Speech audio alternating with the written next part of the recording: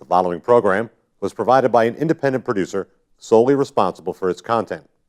The opinions expressed do not necessarily represent the views of this station, its staff, board of directors, or underwriters.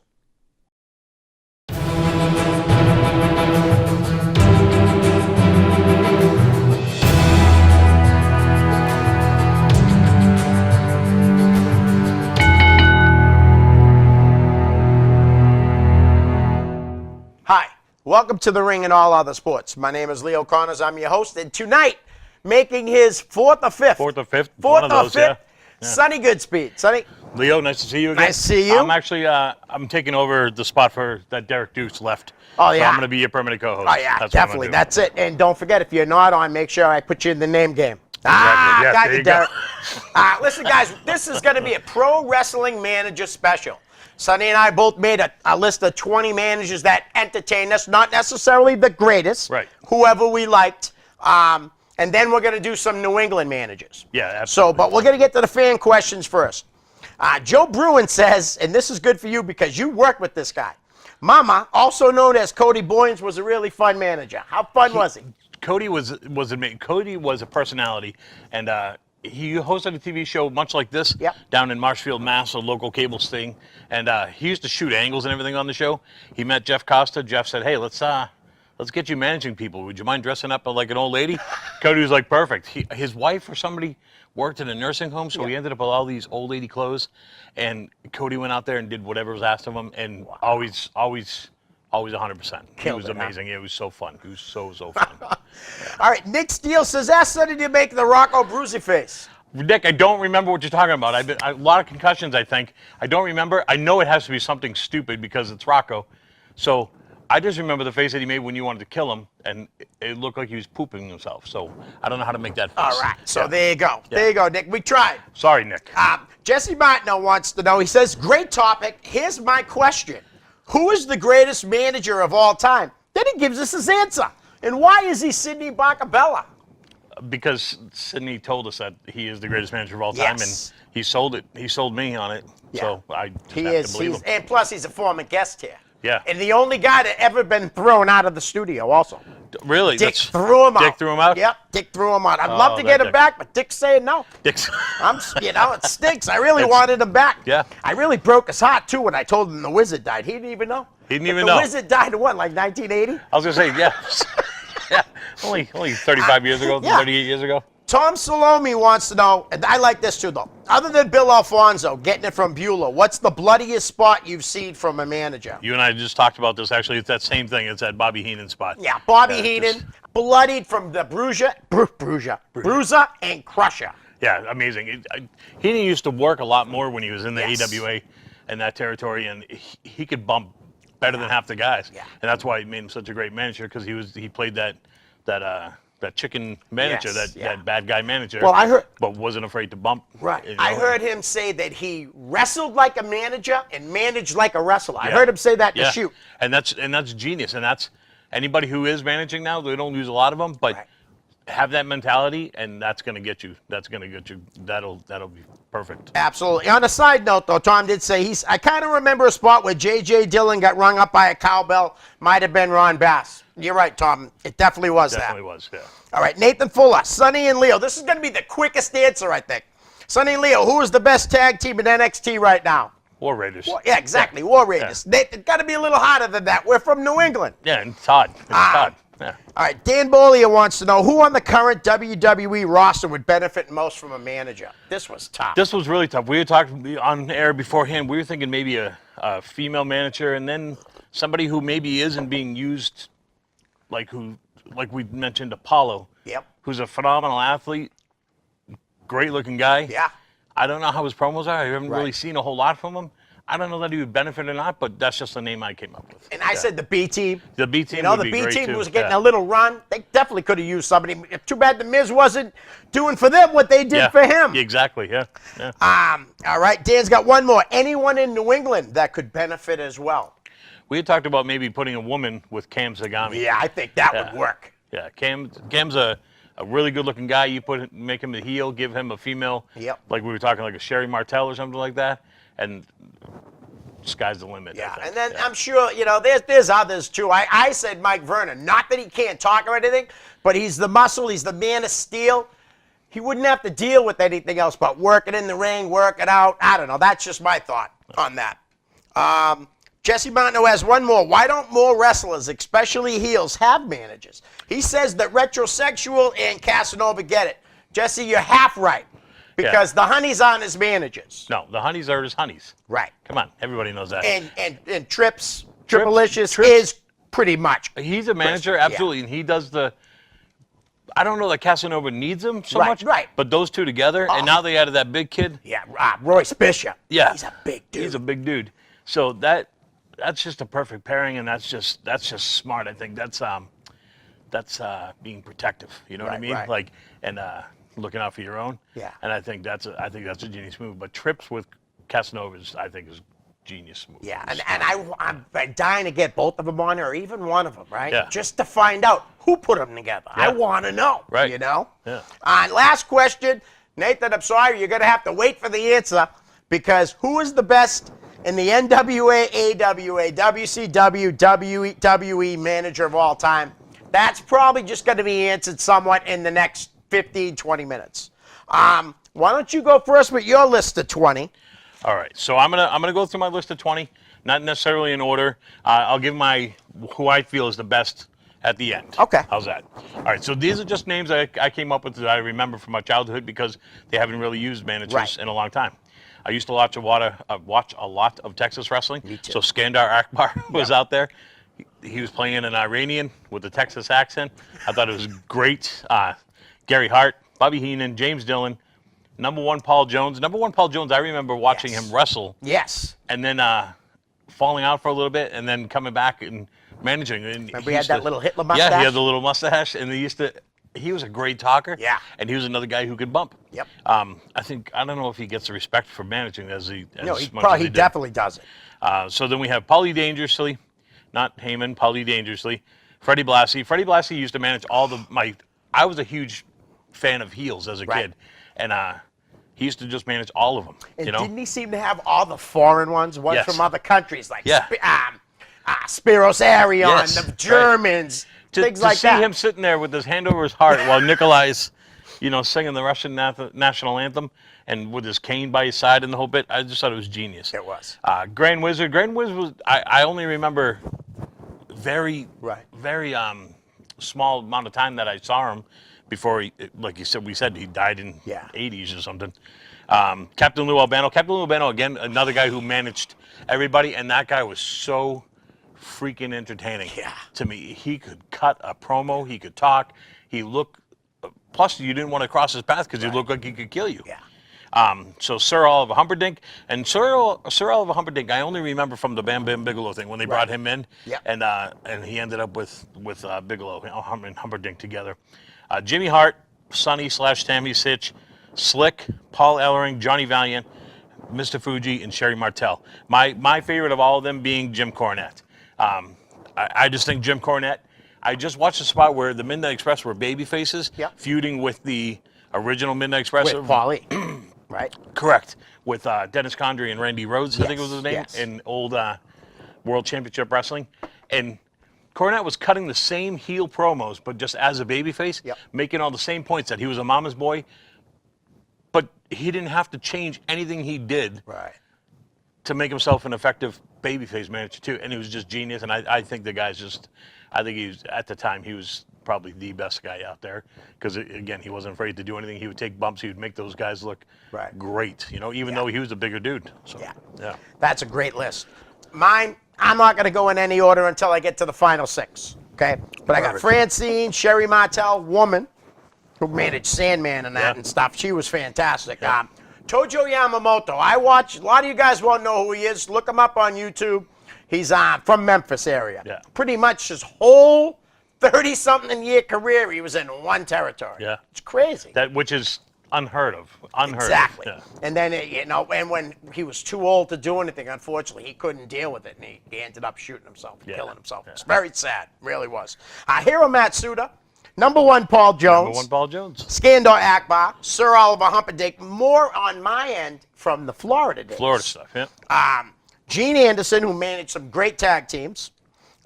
Paul Bearer, Mr. Fuji. I know you.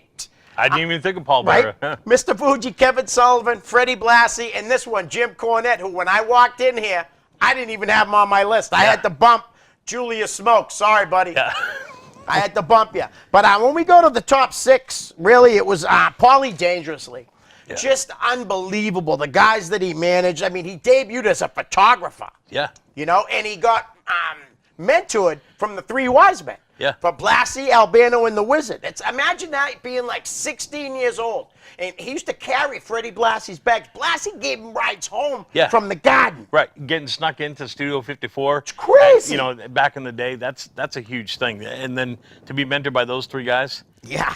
And then, I mean, he managed everywhere. He managed in Memphis. He managed in the AWA. Yeah. WCW. Ran ECW. And now he's managing Brock. Well, he's the Advocate, which is really a manager for Brock Lesnar. But I still think that one of the greatest factions besides the Four Horsemen, and I know you guys are going to say the Shield, whatever. Freebirds were great too. Yes. But the Dangerous Alliance. Absolutely. You know? It was huge. Unbelievable group, you know? For that, and again, how long were they around? There was only a 2 or 3 year period that they were around.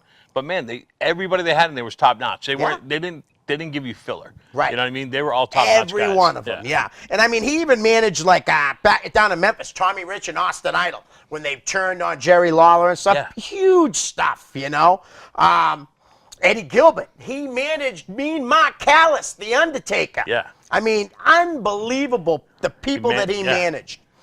Number 5, I had Jimmy Hart, who obviously started in Memphis. He ran in Memphis from 78 to 84, and he managed everybody in that place, man. Rude, Poffo, Neidhart, Ox Baker, Randy Savage, Eddie Gilbert, Iron Sheik, Kevin Sullivan. Essentially every top heel that came through. Yeah, and he did the program. He was Andy Kaufman's manager against Jerry Lawler. I mean, then he went to the WWE, or F, from 85 to 93. And his first guy was Greg Valentine, who at the time was the Intercontinental champ. And actually, the first time I ever heard of anybody making a trade, he made a trade with Bobby Heenan, where he, he managed Bundy, who he traded to Heenan for the missing link, one of my favorites. Oh, that's right. And Adrian Adonis. Yeah. And he was on PWI Manager of the Year twice, 87 and 94. I mean, he managed the women's WWF Tag Team Champions, Judy Martin, Leilani Kai. He just managed everybody. Demolition. Remember he was doing the Demolition thing with Fuji in him. That's right. 2 managers. Yeah. And then not only that, but he wrote, Eat Your Heart Out, Rick Springfield. Yep. So how do you go wrong with that? He wrote so many songs. A lot of those songs, Real American, he wrote. He sang it too. Yeah. Wasn't he in the band The Gentrys or something like that? Yeah. Keep on Dancing. That was a number 1 hit. That's crazy. It's unbelievable. That is crazy. But yeah, Jimmy Hart was great in his megaphone. Had to mention that because, he was just great. Number 4, I got the Wizard. See, I'm a little older than you. Yeah. So I remember the Wizard, you know. What I remember most about him is that he spit a lot. When he was talking, he was spit? Because he was drunk all the time. That makes sense. That's what they say. He was drunk all the time. But he managed, Don Morocco. He led Tanaka and Fuji to 2 tag team titles. He led Stan Stasiak over Pedro for the WWF title. That's right, yeah. He managed Superstar when he beat Bruno. Yeah. Ken Patera, Greg Valentine, Pat Patterson. Did he bring Killer Khan in? Did he manage Killer Khan? Or Killer Khan was Blassie. That was Blassie. That okay. was Blassie. All right. Also, he at one time or another, he had Kowalski, Crazy Luke Graham, Sergeant Slaughter, Ernie Ladd, Ox Baker, and Bob Orton. That's again another who's who. Like every top heel. Yeah. Incredible. Number 3, I got Bobby Heenan. It was very hard not putting him at number 1 or 2. Honestly, Yeah. Heenan is probably entertained me more than anybody. He was down. He only went to Georgia for 1 year. And listen to the people he managed in Georgia: Killer Kyle Cox, Max Superstar, Ernie Ladd, and he brought Blackjack Lanza down there with him. And while he was there, when he went back to the AWA, he told Vern about a guy by the name of Hulk Hogan. That's how Hogan got to the AWA, through Heenan. Yeah. Incredible. He made his AWA return. He led Nick Bockwinkel to numerous AWA world titles. Managed Ray Stevens. I don't know if you've ever seen it. You can look it up on YouTube or even on the network where Stevens turns face. Yep. Because Heenan making him feel like he's nothing and nobody. Yeah. Finally, he just snaps. Great stuff. Yeah. And then when he joined the WWF in 1984 to 93, he had everybody. Big John Studd, Ken Patera, Andre. Yeah. Every top heel, every main event with Hogan was managed by Heenan. It was always the Heenan family against Hogan. Yes. You know, it wasn't King Kong Bundy against Hogan. Right. It was the Heenan family against Hogan. Yes. You know, and he was just a guy, you had mentioned, he said that he managed like he wrestled and wrestled like he managed. And when he took a bump for somebody, it meant something. Yeah. Or when he got put in the weasel suit, the spot with him chasing his tail. Oh, yes, yes. I could have watched that. Yeah. You know, No forever. doubt. Like, just super entertaining. And do you remember, too, at one time they put him with a bunch of, like, I want to say jobbers and hands with that, but Lower card guys. Brooklyn Brawler, the Terry Red Taylor. Rooster. Yeah, right. I remember one time he said something to the Red Roosters to the effect like, you can't wrestle. And I don't understand what, but he agreed with them. The Red Rooster agreed with them. I just don't, that was like the weirdest thing. Yeah, I think the wrestling podcast about nothing should find one of those promos. Yeah. That would be awesome, guys. Except those promos all meant something to them. Yeah. That guy could talk you into a building for sure. Absolutely. And, you know, doing the TV stuff with Gorilla Monsoon. Yeah, You know, genius. and the very first Raw, they wouldn't let him in the building. Yes. That was awesome. Yeah, that was awesome. I mean, he did so much stuff. Then he Yeah. went to WCW, and they totally misused him. Absolutely. Yeah. One time, Heenan went to Bischoff and said, he had an idea, but why don't they do this? And he said, oh, Bobby, you're just an announcer. Heenan said, that's when I knew I'm just here to collect a paycheck. And probably a hell of a paycheck. Yeah, and Bobby Heenan forgot more about wrestling than Eric Bischoff ever knew. Ever. And that's a fact. Yeah. Or as Derek would say, that's a shoot, right, Derek? Something like that, right? Yes. Yeah. Number 2, Captain Lou Albano. Again, yeah. Probably the craziest guy I've ever seen in wrestling that wasn't trying to, he was trying to play a crazy guy, but I'm talking about not like the characters like the Missing Link and Kamala. Right. I'm just saying, like, as a guy that had a real name, he was out there. Rubber bands hanging from his face. Yeah. Just shirt always open. Flip-flops. Flip-flops. Yeah. Well, I'm wearing flip-flops. That's all right. But yeah. No, but that, you know, But all the time. that's all the time, constantly. Yeah. He was great. I mean, Quite a character. yes. Yeah. He wrestled from 53 to 69, then he managed from 69 to 95. That's a hell of a long time. Son, I heard you the other day saying you're not good at math, and neither am I, but I know it's over 40 years from start to finish. That's all I know. But he was part of the Three Wise Men with Blassie and the Wizard. His first guy he had was Crusher Verdu, who had a big thing with Bruno back in 1970. And then he managed Ivan Koloff, who ended Bruno's 7.5-year run as WWF champion, which was huge. Absolutely, yeah. And he also went after all the champs though. He was one manager that had guys wrestle Bruno, Pedro, Backlund, and Hogan. Yeah. You know, that's crazy. That's a long span of time. Yeah, absolutely. Because back then, you know, the champions held the titles for multiple years. Not, you know, they're celebrating guys now holding the title for 300 plus days. Right. When we were growing up, 300 plus days was nothing. Yep. I mean, guys held the titles for 7. You just said 7.5 years. 7.5 years. And I remember Flair held it at one time for 4. Harley Race held it for a couple. Jack Briscoe a couple. I mean, it was crazy back then. They just liked to keep the belts on everybody. He also was the king of the tag teams. Yes. You know, they say, I read it, they said it was 15 different tag teams. Altogether, it was over 20 tag team title reigns. I mean, because, you know, like the Valiants had a couple, Samoans had a couple, Lumberjacks, the Blackjacks, Moondogs, Executioners. Then he did a couple of faces where he managed the U.S. Express and the British Bulldogs. That's right, yeah. I forgot almost. Until I started writing things down, I forgot he was a babyface manager for a while. That's right.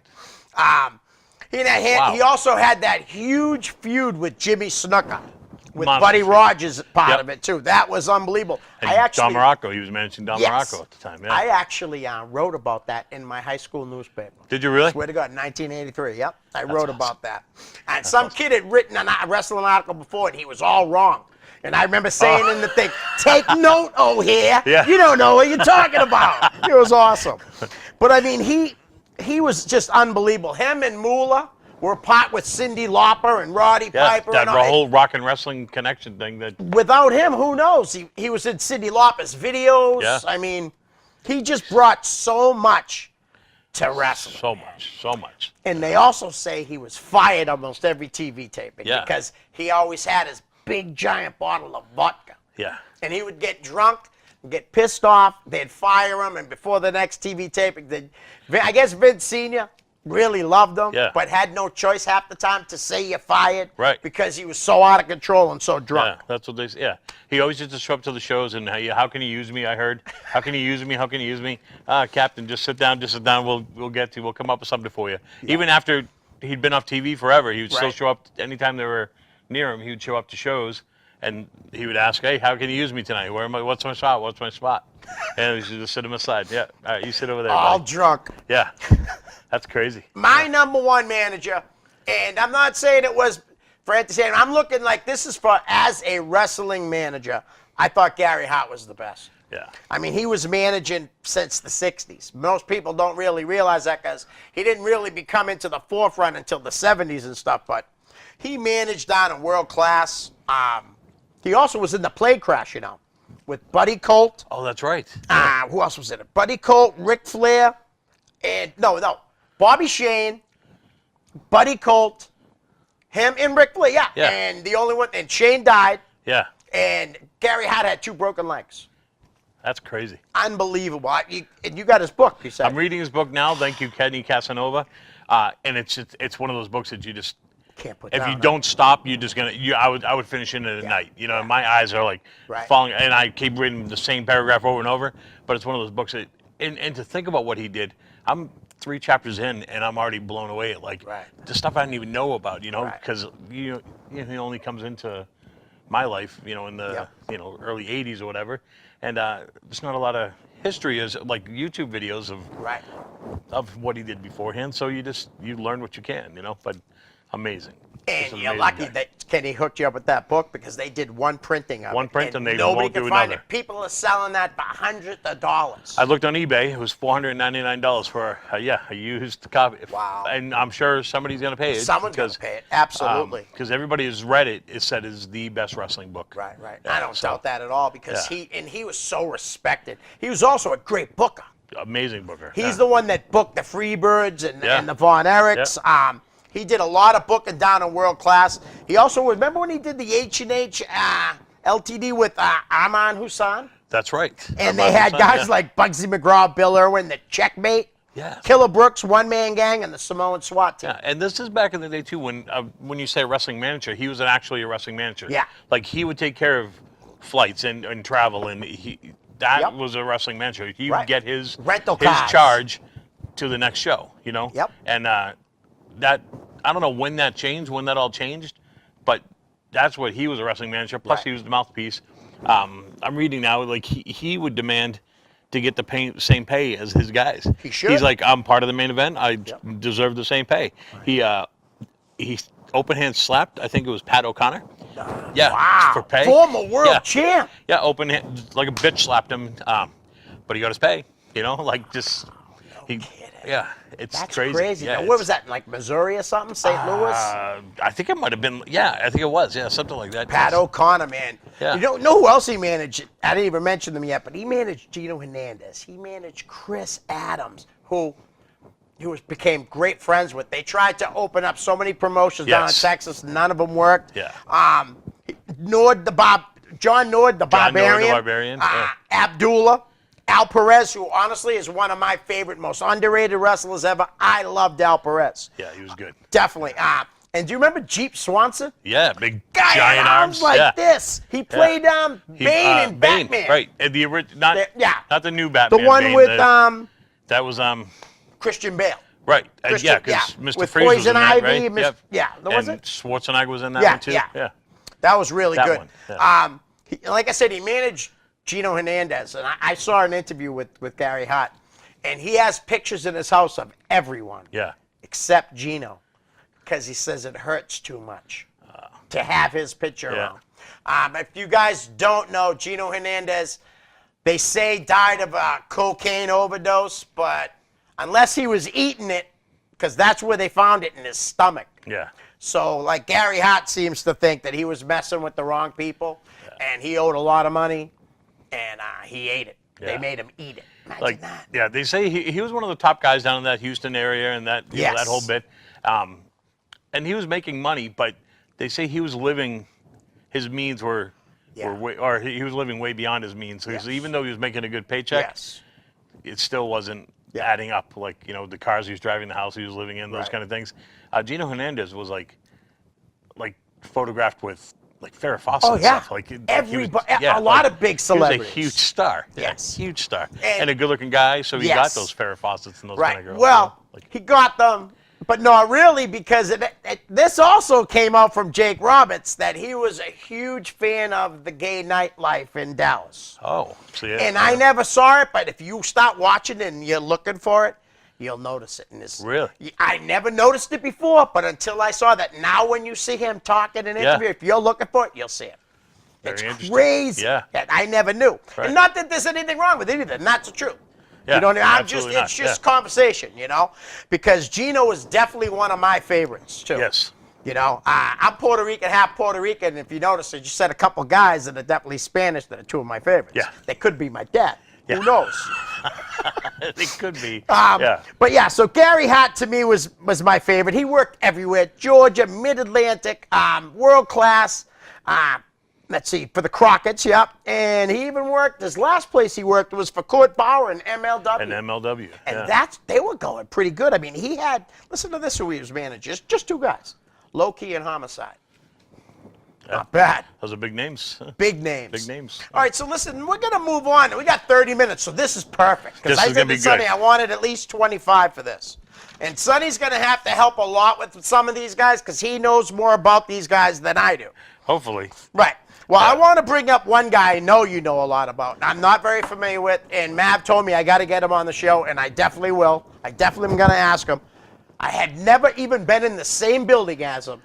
Marshall McNeil. So Marshall McNeil, I met on a show for Bob up in Vermont somewhere, and he'd come up with the Springfield, Western Mass, Connecticut guys. I believe that he was training with like Kevin Landry and Antonio Thomas, those kind of guys, or he trained with those guys as a manager. Things that people don't know about Marshall, though, is that kid can work. Right. Like, I saw one of my favorite matches in New England that I've ever seen is Marshall McNeil against Nicky Rocks at the Westerly Armory in Rhode Island, again for Bob. Marshall just knew how to play it. I've just never seen anything like it. Right. Guys, you know, he worked the match with her, and Nicky worked. She's amazing. She's awesome. Oh, yeah. And you know, they worked a wrestling match, but he would do like a scoop slam. You know, in a scoop slam, you have your hand on the butt.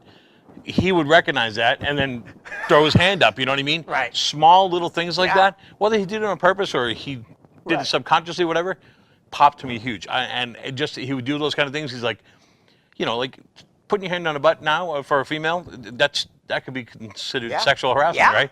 So he would recognize that and pop his hand and like not want to touch her, but you know what? I'm going to throw her through the mat without grabbing her butt, and it was just amazing. So Marshall's just so awesome, and I got to wrestle him last year. I did one of Johnny Idol's final matches. It was me and Ashworth as Chunky but Funky, and we worked Johnny Idol and Marshall McNeil, and just so good. It was so much fun. That kid is, I don't know why he's not around a lot anymore, and I don't really talk to him all that much, but I love that kid. I could spend hours with that kid and I've not heard get bored. Nothing but great things of how good he is. Seriously. He's I've never even so been good. never seen him. And just in general, he's just super entertaining. Like he's always got a story. Always he does an impression of the weird. Like, remember Paul Lynn? Yeah. He does a Paul Lynn better than nobody does Paul Lynn impressions. And if you guys don't know who Paul Lynn is, I don't even know how to explain Paul Lynn. Yeah. He's another wacky dude. Old 70s game show guy, right? Yep. Like, Marshall does an amazing impression of him. Does what's the character that Kaufman used to do? The Tony Clifton. Tony Clifton. He does a Tony Clifton. No like kidding. he'll just it's just amazing. He's just so entertaining, so fun to be around. He's such a good guy. Such a good guy. I'd love for Dick to lift the band and get him and Sydney on together. Together? I don't know that the studio's big enough with those two heads to get in here. Man, but it would be funny. It would be fun. Oh, yeah. it would be funny. Yes, that would There's be good. another guy, Bobby Rydell. I wrote him down just because I heard he was a manager. I don't know anything about him. I don't really remember. I think he was early 70s. He must have been with Kowalski then at that most point, likely. then, from around here. You know, another name I just thought of that we didn't even bring up was Wendell Weatherby. Oh, from New England. he wasn't on the list either. Yeah, I remember Wendell. Yeah. He was good. Yeah. Strange. You probably have some story. You have any good? I don't really have any good No. stories. I just hear things, you know? Yeah. And I don't know. I must have met him a couple of times, but yeah, I just hear weird things. Like, you know, like he's a weird character, you know? Like, it's just a weird character. I remember he was limousining around the Ultimate Warrior at some point, like. Just driving him around. Yeah, he was a limo driver. I don't know. It's weird things. Yeah, weird things. How about John Cena Sr., who I've met a few times. Very nice guy. Always nice to kids, even though he's most of the time a heel manager. Mr. Fabulous. Yeah, Mr. Fabulous. I never understood if you're the father of the most widely known professional wrestler in the world, I would promote that. Right. I would say, hey, I'm not Fabulous. What did he? Because he didn't want to be known as Senior. No, last few years he's been going strictly as John Cena Sr. Yeah. But I don't. Was Before he just this, Mr. though, Fabulous? he was Mr. Fabulous. Wow. And I never understood it. Like, because take advantage of it. And I remember we did a show for Dr. Reginald Heresy one time, and I remember listening to the conversation. Heresy put him on the poster as John Cena Sr. And he was like, "Oh, that's not really what I go by." He's like, "Oh, there was a mistake. Too late. It went to print already." Yeah. And he looks at me. He's like, "Why wouldn't I promote him as John Cena Sr.?" You know what I mean? Like, it's like the old Jeff Costa trick. John Cena Sr. You know, like Kevin Nash. I love that stuff. Yeah, that was exactly. great. Yeah, it's crazy. Like, why would? Yeah, just go with it. What gets you to the dance. I got one of the top managers right now. We talked about him off air too, and he's with Killanova, Triplicious. Yeah. Incredible. Yeah. I know, technically, I've never heard anybody say he was a manager. No. But I would, watching the act together, I'd say he's like a manager. Absolutely. And, I think this is, I don't know if this is his first foray into managing, per se, but he's a guy, Tripp's been around a long time. 16 years. I forgot how good he was, and I watch him with Nova, and Unreal.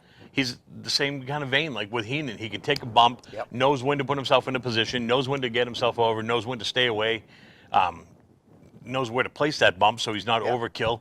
Just smart guy. He just because he wrestles, he knows how a match goes together. Right. He knows where to place himself, and it works. It now, works. with you being a former wrestler, I mean, that, whether Christian needed a manager or not, but putting them two together was genius because Christian was, young and coming up. I thought just, wow. I still want to know who puts us together.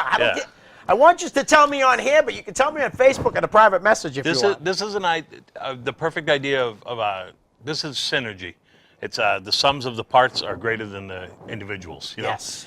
Putting those two together just is magical, and they just work really, really well together, and feed off each other. Yeah. I don't know what the relationship is outside because I've only talked to Christian a couple of times, but it just works. Yeah. So if it was Brian Fury who put them together, or Kevin Bowie, or just genius. Yeah. It just works. And really, I love really how they added the Royce Bishop the thing big kid. to it too. Yeah. Because now you get the heater. Yeah. Now you get the big kid in there that can go in. Big kid. Yeah, he's a big kid, man. Yeah, so he can go in there and be the heater, and it just works really, really well. Next guy I got up, and Chad Epic.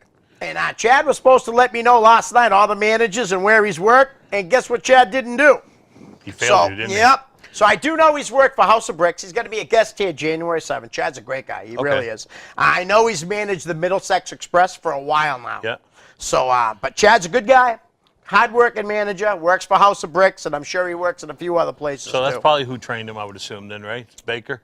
Yeah, most likely. Yeah, I would probably, think so. if he's working for them down there. And Chad, I apologize. I haven't seen any of your work. Maybe I'll catch you down the road at a show sometime or whatever. Yeah, and I'll he's check it out, definitely good. You'd like him, sir. Yeah, I did get, somebody recommended you to me, so I will check you out. How about another Mr. Fabulous, Tony Ulysses? I love Tony Ulysses. Tony Ulysses used to be part of the Soul Express or something like that, back for Bedlam of Boston. And I remember watching an old show, Jeff showing me one time. It was Richard Byrne and Dan Patiglio against the Soul Express or whatever. And Danny had Tony on the ground, and he's working the left leg, and he has the ankle wrenched.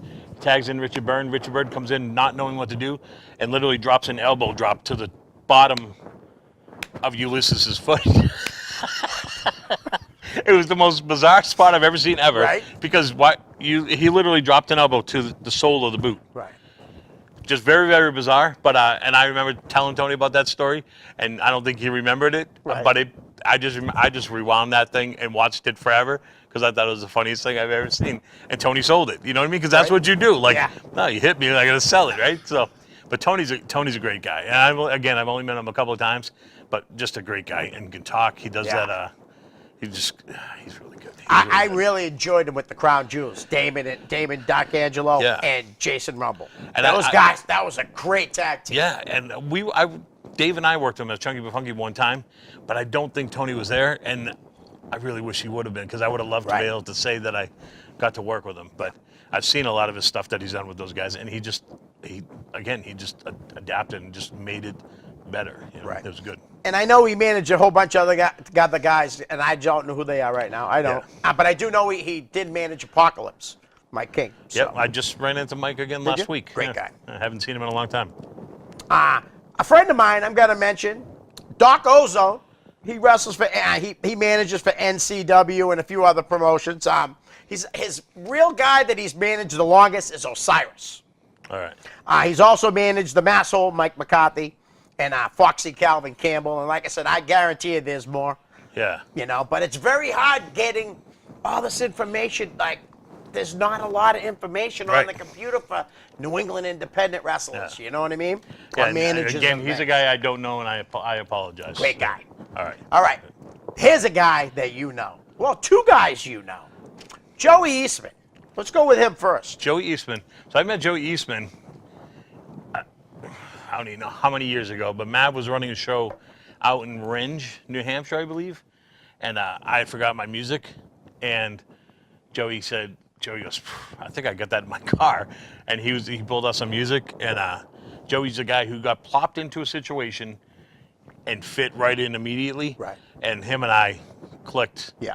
Just the same sense of humor, just ribbing, and just Joey's an old soul, and just works hard. I freaking love Joey. Nice. I just Joey's been to my house, had dinner with my kids and everything. Right. Just a great. I love Joey Eastman, and I'm so glad that Mav brought him in. I got to meet him because now it's been, I don't know. I mean, I'm going to say 15 years or 12 years or something like that I've known Joey, and to watch him from where he started, just being a Joey Eastman to now married with kids and everything, and but still being the same guy, just different now, different situation, but just super guy. I love Joey. I love his post with his son RoboCop. Yeah, his son. Yeah. You would think that's his real name because I don't even know his real name because he just calls him RoboCop. Yes, yeah. He from the time they announced that she was pregnant and they were gonna have a baby, his post was, boy or girl, my baby's name is gonna be RoboCop. So for the 9 months or 7 months that we all knew that she was pregnant, it was baby RoboCop. Right. And you go to the first birthday, we addressed his gifts to RoboCop, that's what it is. It's one of those names that just sticks. So. In the post, his son will be crying, and he'll write something like, it's because I wouldn't let him have the plunger or something stupid. I love those posts, Me and too. they're so epic. And I went over his house this past summer. We went swimming, and got to hang out with RoboCop then. And just so fun. Just so fun. His wife, Caitlin, is a saint.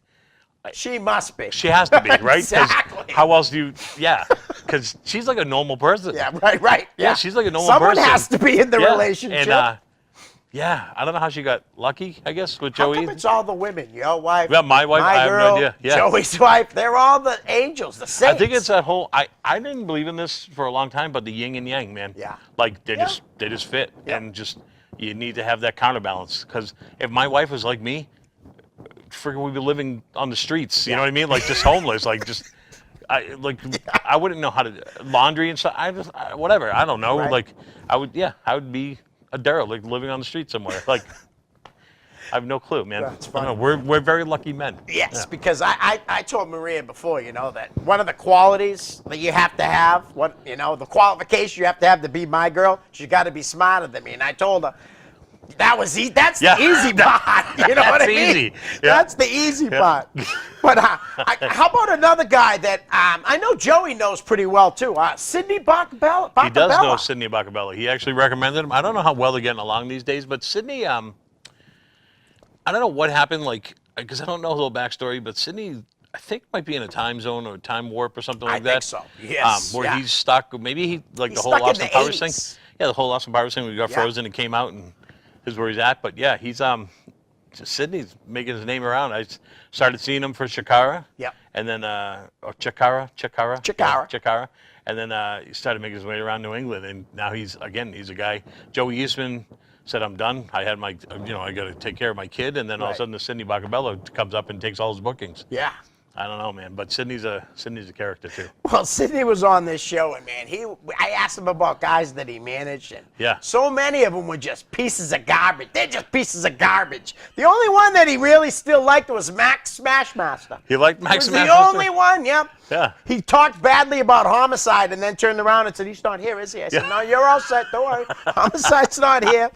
Eddie Kingston, he talked about Eddie, where he was saying that all he wanted to do is give me a Newport. Bacabella, give me a Newport. Funny. Dude, still to this day, the funniest episode I've had so far, honestly. He's quite a character. It was so hard not to, just go laugh and just non-stop. He was just great. And unfortunately, Dick has no sense of humor and won't let him back on, Yeah, right? Dick just don't like him. And, I tell you what, if he puts down $100 cash, I'll let him in the door, as long as he promises to behave. You hear that, Sidney? All right. I'll contact Sidney and I'll see about that. We're going to get a hold of Sidney. Yeah. Listen, we got 4 more guys. We got 15 minutes. We got plenty of time. Yes. Here's a guy that I only saw a very little bit. John Rodale.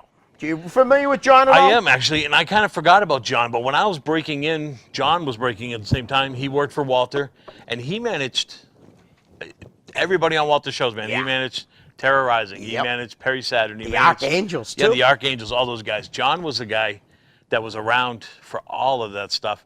And I don't know what happened to him. I was friends with him on Facebook for a while.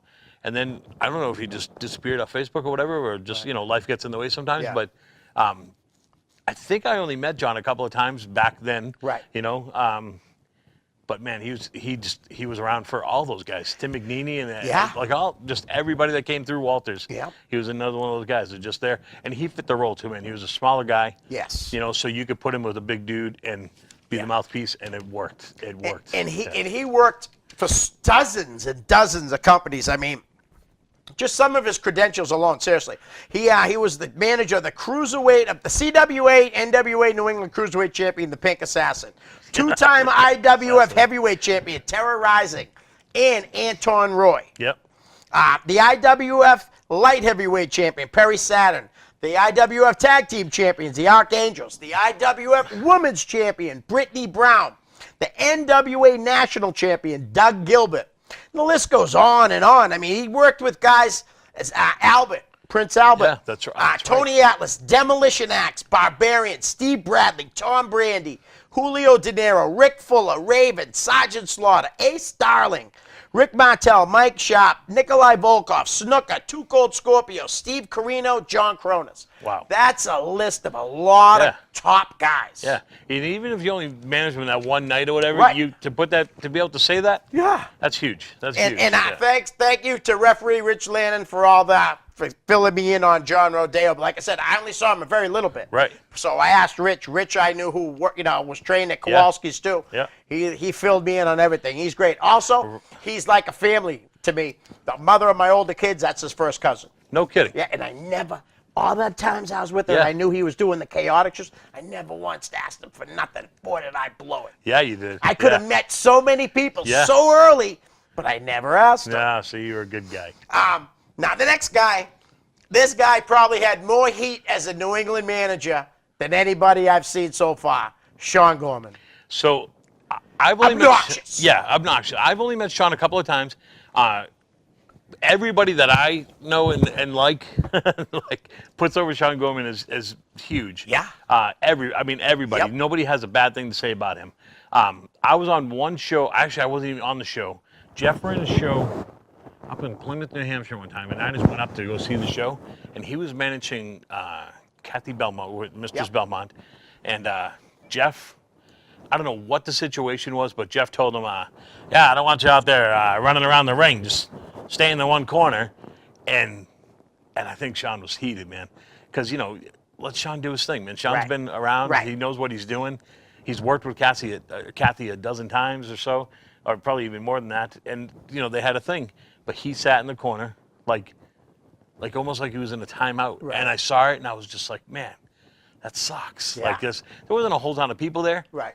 Why not just let the kid do what he does? And he's good at it. Yeah, and he could have incited a little bit of heat, and he just wasn't allowed to for whatever reason. Again, I don't know what the Right. reasons were, but he stood in the corner, and you could tell he just was like, "This is Not terrible." happy. Yeah, like had arms crossed at one point, Yep, just yep. leaning on the post, like. That's a shame. Yeah, it is, and so that was my one time I ever and I've actually been to chaotic shows where he's worked as well, but I just always, like I said, everybody that I know puts him over. So, Right.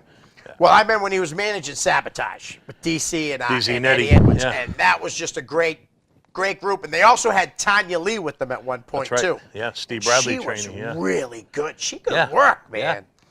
He also managed Ken Doane, like you said, Mistress Belmont, and then he was part of the Empire with Brian Fury, Scott Reed, Sledge, Brian Malonis, Brandon Locke, Tony Omega, Congo, and Fowler. that's a lot of guys, man. Yeah, in one group, Yeah. And he definitely was obnoxious. I've heard him on podcasts and stuff. And I don't know, Sean, and it's no offense or nothing, dude, but he seems like an obnoxious dude in real life. I don't know. I've Yeah. never met him, but Right. from what I've heard him speak on podcasts and stuff, he sounds it. Yeah, No offense. I've never met you, but you're great at what you do. that's good. He Yeah. really is. He's doing his job. Then, phenomenal. yeah, that's funny. I did hear one thing on a podcast. It was on Biff and Ted's Excellent Adventure. You ever listen to that? Yes, I did. Yeah. Did you hear about the one when they talked about they ran, NECW ran, didn't they run in Tigsboro? Yes. And Jeff showed up? Oh, yes. Yeah, we won't go any further because I Yes. love Jeff. So That's right. Yeah. I'm not going to say any more. Yes. You know what I mean? I But kind of forgot about that whole Yeah. situation. Yeah. I heard that story on that podcast and like, wow. Yeah. That, That's crazy. Yeah. Yeah, that was a crazy story. Now, the next guy, New England legend, of course. He's been gone now for what, 19? Was it just 19 or 17 years? Tony Rumble. Tony Rumble. Yeah. I mean, a lot of people won't think of him as a manager, but he was a manager. He was. He was a manager. Yeah. He was everything in wrestling. Yeah. Though, the brotherhood that he Remember had. he was in World War III, the three-ring Yeah, battle royal that- thing or with something the like that? 90-man battle 90-man royal. battle royal deal? Yeah. Yeah. But I mean, he led Knuckles Nelson and Eric Sprazier to the NWA World Tag Team Championship. Yeah. Back at the very end when it still meant something. Yep, It still meant something. Yeah. Right after them, the company kind of died. Yeah. But incredible. They were also part of the Brotherhood was Big Rick Fuller Yes. and Dukes Dalton. Yeah. I don't know. Was he dancing Dukes then? I don't think I don't he think was. so. I That think he came was just- later, Yeah, right? that came later. Yeah. But what a group that they had, And then he also managed the Undertakers. Yes. And that old ICCW or whatever, Yes. right? Yeah. Tony Atlas. He wrestled. He worked in the Century Wrestling Alliance, which was his own Yeah. company. NWA New England, which was his, and then the IWCCW. And that was Savoldi's Yeah. in his, right? Yeah. That was, he worked with everybody that went through there. Yeah. Kevin Sullivan, like I said, It was Tony Ox Atlas, Baker then, Ox right? Baker. Yeah. So many guys. Tito Santana went through there. Yeah. Rick Martel. So many guys. Yeah, they were. Yeah, the Savoldis were a big name, and I think they ran a lot. Like they lived in Maine or something like that, so they used to run Yeah. a lot of New England shows. Right. I remember going to a big show out in Dover one time at the Ice Arena. Well, I say a big show. It was a big card. Right. The crowd wasn't there, but it was. But man, to see an independent show Right. with as many guys on it as it was, and our friend Maverick Wild worked for them. Nice. I think he wrestled Flex Lavender or something like Oh, that. nice. Yeah. Yeah, Yeah, Flex there was a Lavender. Flex Lavender. I remember Yeah. Flex Lavender. Yeah, I think Scott, Mav worked with him. Yeah, Nice. there's a tape out there somewhere. You can see it. And I loved his rumble seat. You know, Oh, where he yes, would yeah. just put. I watched one just the other day when he had Surfer Ray Odyssey, and they weren't even. They were the rumble seat. It was in a locker room and on a bench. Yeah. And he was just ripping Odyssey up and down, and he had nothing to say. Ray Odyssey's just standing there like, Yeah. like defend yourself, you bozo. Tony was quick-witted, man. So if you Yes. couldn't get in first, you were not getting in. Yeah. And I remember the day that he died, Jeff ran a show that night because someone came into the building and told them that he had just passed. Really? Jeff was running that night, or it was the next night. Yeah. It was right around when he died because I just happened to be walking by the table, going to the bathroom Yeah, for and my somebody's- and I heard them. And I was like, whoa, man, Tony, that's just sad, man. Yeah, that's rough. Because in New England independent wrestling would be a lot different if Tony Rumble was still alive. Yes. It wouldn't be the way it is now. There's no way. No, I don't think so. Yeah, You know? he definitely would have. He was.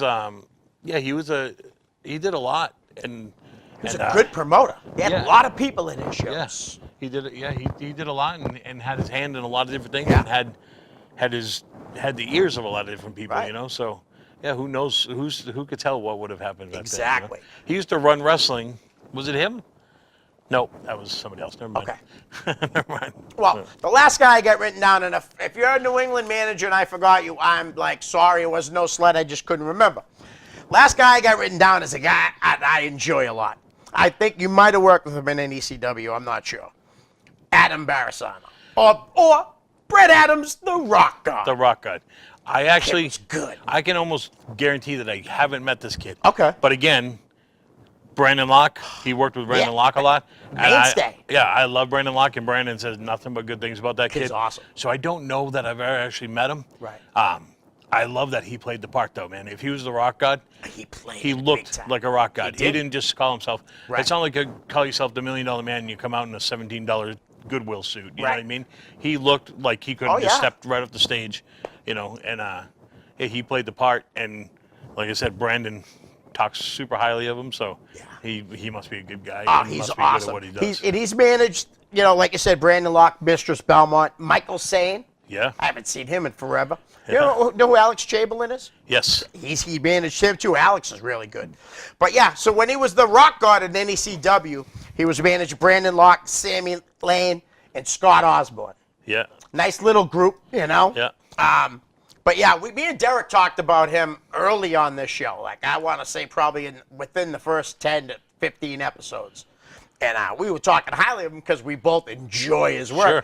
And he hit us up, you know, saying thank you. I'm like, dude, we're just telling the truth, Yeah. man. You're Yeah. awesome, you know. And now he's selling real estate. Oh, You know, good. he's a Good for real him. estate Yeah. agent. I'd love to see him come back to wrestling Yeah. because he was good. He could talk. Oh, that's good. You know what I Yeah. mean? And actually, I saw a video or something, and Adam, maybe if you're watching, you could fill this in. He rolled into the ring, and somebody, it was like, I think it was Kyle Storm. Yeah. Popped him in. It looked, let's put it this way. The whole thing that was going down looked real. Yeah. And I know how wrestling works, but it looked real. Yeah. You know? And they threw him out of the building, and it was just incredible. That's awesome. The kid, as a manager, you know what I mean? I don't know if was ever trained to be a wrestler. Right. But he got in that ring, and Kyle threw him down. And he was like rubbing his face in the mat. And like I said, he definitely caught a little beating. Yeah. They made it look real. The one name I'm going to throw out that we Yes. didn't talk about, you have no idea who he is. Like 7 people that are watching, 7 people in the world will know who this guy is. His name is Mangy Frank. That's not his real name, obviously, because why would you name your kid Right. Mangy? But apparently he used to hang around all the Walter shows, and Jeff introduced me to him. I don't know if he trained or not or whatever, but just one day he showed up at the Hudson Lions Hall, and he was wearing a matching jumpsuit, like one of those plastic, running suits or whatever, a headband, and his hair was all just straggly, and he became, I think he was my manager for a minute. Really? Yeah, it's just one of those guys that I didn't really know anything about, so like, what do you do with the guy? Right. And that's what Jeff literally called him, Mangy Frank. That's what he was, that was his manager's name, was Mangy Frank. He was friendly with Kevin Hughes and, Right. the Butcher and Jeff Costa, and And so he'd come around and hang around a couple shows. John Callahan knows who he is, so maybe John, if you watch his show, maybe you can expound on that a little bit. But Mangy Frank, and then another guy, you didn't know this either? Well, maybe you did, but Johnny Vegas. Oh, Johnny Vegas. He used to manage me as Mr. French. Yeah, that's right. Yeah, so, and I just saw John, and he told me the story. He goes, Sonny, I remember, like, you would talk over your match or whatever, and he goes, I'd be standing there but not paying attention, because, and then we'd get out to the ring, we'd be standing there, and you'd look at me and say, you know, John said, Sonny, you would say to me, what's the opening spot? And John, every time, had no freaking clue, because he wasn't paying attention. I probably called the spot, but had no idea. Forgot. Yeah, John was just, John was an awesome guy. John is an awesome guy. So. Nice. I will mention, I had someone here last week, Vanity Vixen, but she's more of a valet than a manager. Correct. But I did want to mention her just to get, you know. Yep, absolutely. She's been with Sether in a long time. Like what? How was they when they got together? No, not like, you know, not together. Oh, you weren't in the room? I wasn't in the room. No, I wasn't. No, but like I know they've been together like in wrestling, like since he started. Yeah, since he started. Right? Yeah. Seth used to come to the shows at Salisbury Beach, hang in the crowd, and then Jen lived up there too with her family, and she was at the shows, and then they hooked up, and they've been together ever since. Wow. So I remember them working for Jeff. Yeah. They worked for Jeff all the time. Yes. Man, Yeah. You know, and then they El worked Mysterio. for Steve. Yeah, and then they worked for Bradley too. You know, I would love like, who was the one that, no, Matt posted on. I like you guys all get back together again for a little thing. Yeah. I remember when you guys would have the cookouts. Yes. And stuff. Yeah. They had told me to come to one of them, right? Yeah. And then, like an idiot, Jason Rummel and them had me passing out flyers for their show. Nobody told me that you shouldn't do it. Yeah. And that Flash Fahrenheit dude ratted me out. Yep, he ran in the building. I said, and they were cool with it. Jeff, you know, they're like, you just don't do that. Like, they weren't mad at me. Right. But I You felt just so didn't know. bad I didn't. The next day was the big softball cookout, and I didn't go because I'm like, you felt, I felt like an idiot, you know? Well, if we do one this year, or this upcoming year in the springtime, oh, that'd be awesome. we'll have you over. I used to love going to his shows, though. His shows were so funny, man. You know? they were They were something. like Yeah. the last of the Connies. Yeah, absolutely. You're exactly right. Real quick, we have 25 seconds left or whatever. So Tyson Fury, Deontay Wilder. Yes. So everybody says that that Fury should have won the fight. Yeah. We talked about it. How can you win a fight if you got knocked down twice? Yeah. Well, I guess they're saying he won 8 rounds. So and there's only 12. Yeah. So that's 2 10-8 rounds, right? Plus the 4. So that's a draw. Yeah. Pretty much. I don't know. Maybe my math's off. Me and Yeah. you do math the same. I'm math. That's Sonny, why we have thanks, this. bud. Thank you, guys. Later. Peace.